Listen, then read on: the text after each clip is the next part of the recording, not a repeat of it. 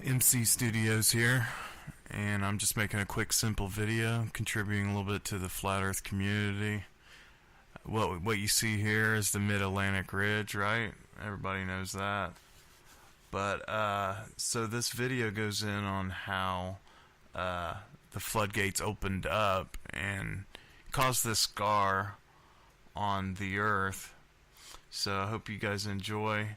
Later in the video, I took this scar off this picture and converted it to an AE map. It's pretty interesting what I found.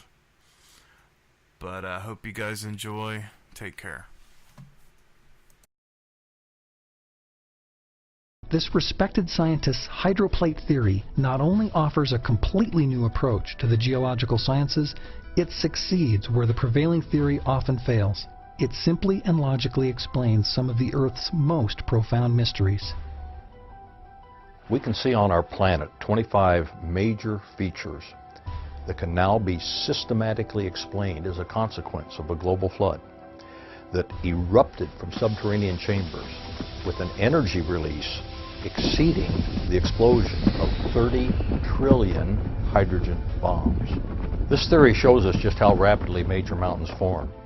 It explains the coal, oil, and methane deposits, the rapid continental drift, and why on the ocean floor there are huge trenches, hundreds of canyons, and tens of thousands of volcanoes. This theory also explains the ice ages, and it gives the primary reason for global warming.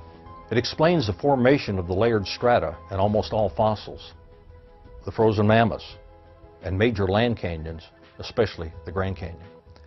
Surprisingly, it explains the origin of comets, of asteroids, and of meteorites. According to Dr. Brown's theory, the ancient world that Noah lived in was very different from the Earth we occupy today. Noah and other pre-flood people probably lived on one very large supercontinent with lush vegetation, inland seas, and major rivers. The mountains were smaller than today's, perhaps 6,000 feet high. Before the flood, about half the Earth's water was in interconnected chambers about 10 miles below the Earth's surface. This formed a thin spherical shell almost a mile thick.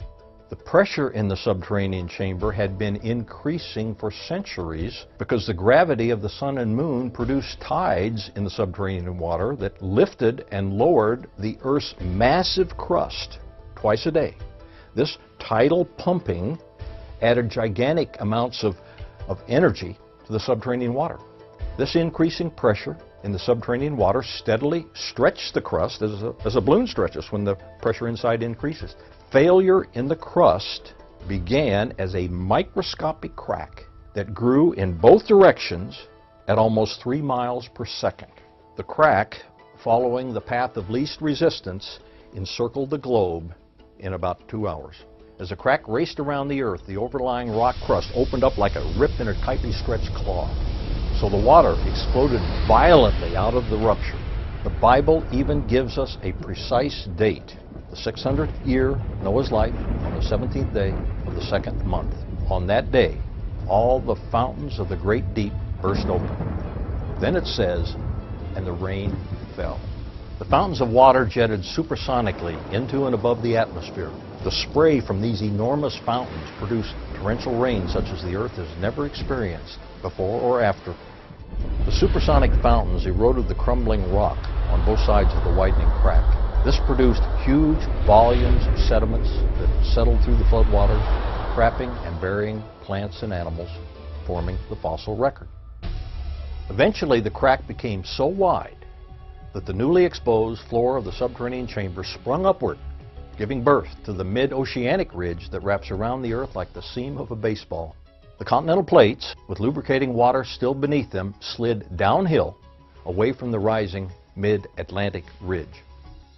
After the massive, slowly accelerating continental plates reached speeds of approximately 40 to 50 miles per hour, they ran into resistances, and like a runaway crashing train, they compressed, crushed, buckled, and thickened, rising out of the floodwaters.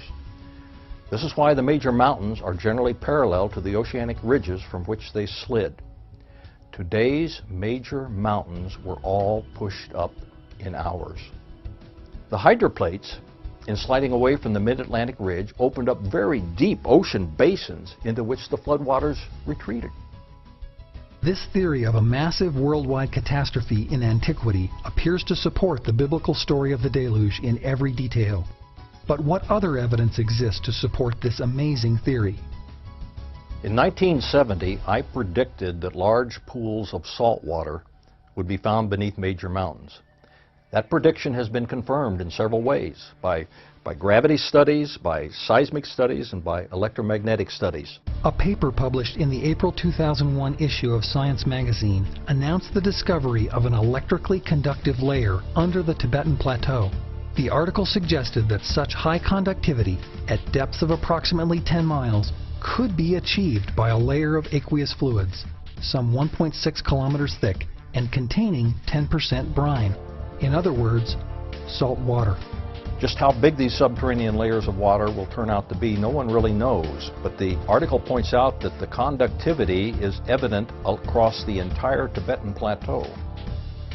Recently, even more evidence to support Dr. Brown's theory became available.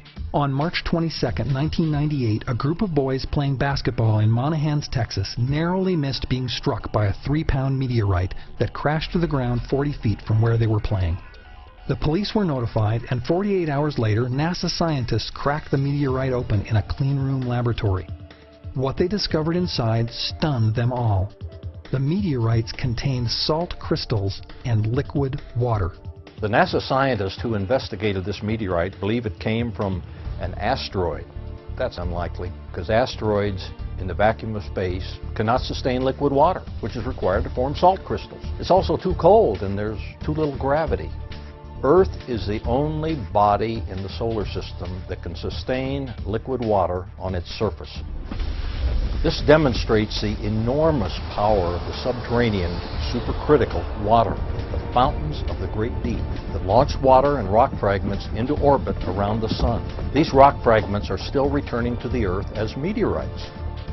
Meteorites contain Earth-like material, including many types of living but dormant bacteria. This means that meteorites and their bacteria didn't originate in the vacuum of space. Meteorites are literally tiny chunks of the Earth itself returning home. Scientists are also scratching their heads over another recent discovery. On the Kola Peninsula in northern Russia, they have created the world's deepest hole, extending to a depth of 7.5 miles. At this depth, what they expected to find was a layer of basalt, Earth's most common type of volcanic rock. What they actually discovered was something entirely different. The hole didn't reach the basalt underlying the granite continents, but to everyone's surprise, they did reach hot, salty water flowing through crushed granite. Geologists are mystified, but the hydroplate theory provides a simple explanation.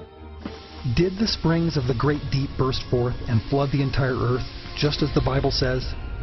Dr. Brown's hydroplate theory offers us a plausible scientific explanation for how this may have happened. But is there something more important to this theory?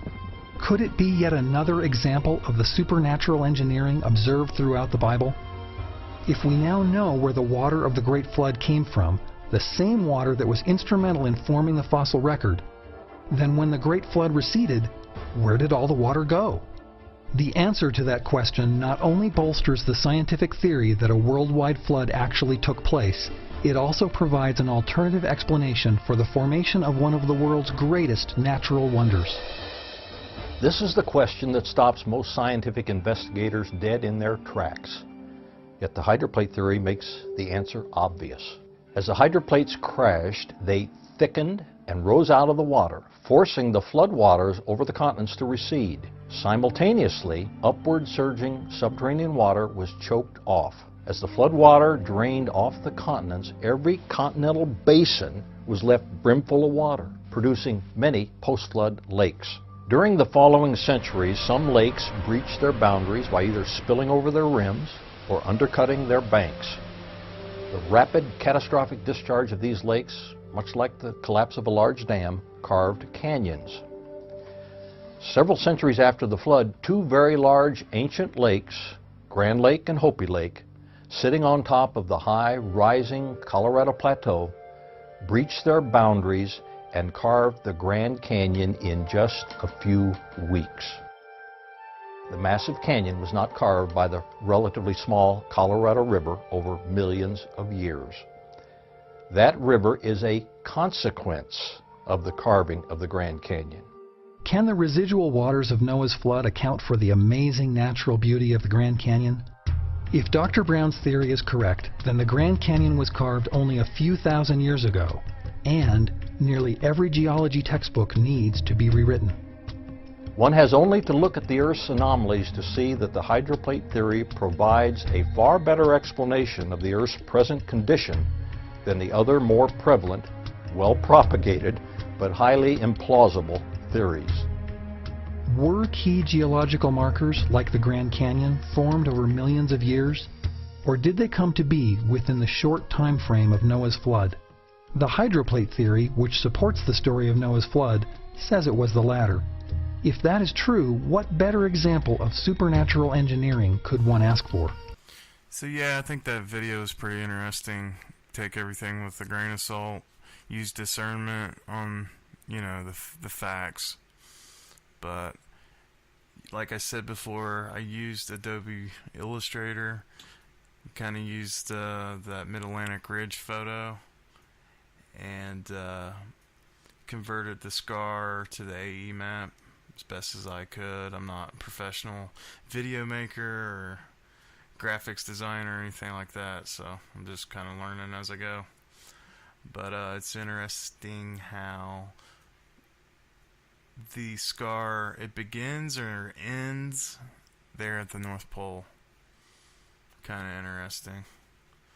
So I hope you guys enjoyed the video. Subscribe if you want. I plan on making more videos, but I don't have a lot of time because I work. So yeah, so hope you guys enjoy. Take care of each other, and I'll see you next time. Flat out truth.